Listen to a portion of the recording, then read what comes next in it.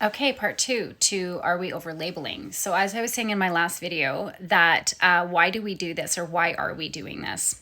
So, if we can understand that now that we've come so far with, you know, in today's day and age and in our society, that we are understanding that psychological abuse is very damaging to our, our mental health and our psyche, and it's causing brain damage, and it's causing all these other mental health issues like anxiety and depression and personality disorders and all these different things.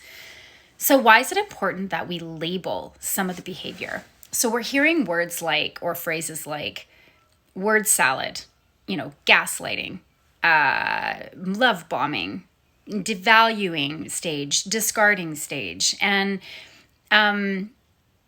all this pop psychology, like micro cheating. And then there's, dark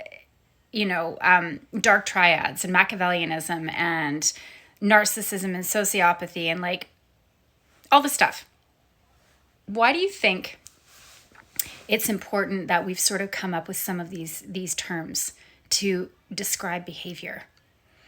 And as much as, like I said, it's our human behaviors on a scale, right? And we're all guilty of doing some of these things to a certain extent, but when does it become a problem?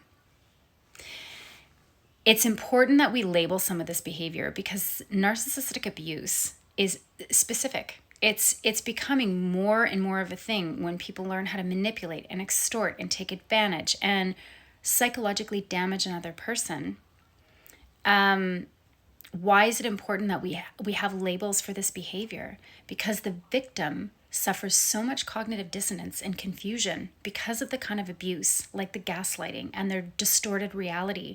They don't know what the reality even is anymore, and loss of sense of self and anxiety and depression and emotional dysregulation, all of the psychological damage that somebody suffers at the hands of a narcissist or somebody who has ASPD. It's really important that we do label some of the behaviors so they can identify what's happened to them.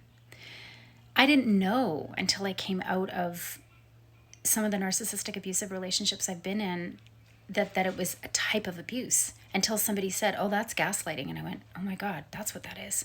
Or word salad. Oh my God, they did that all the time. Or I'm trauma bonded.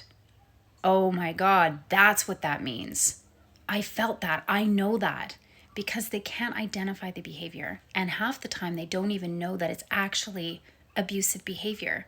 They need to be able to identify the abuse. And most of the time a narcissist is manipulated and gaslit so much that the person thinks that they're the problem when it's not them at all.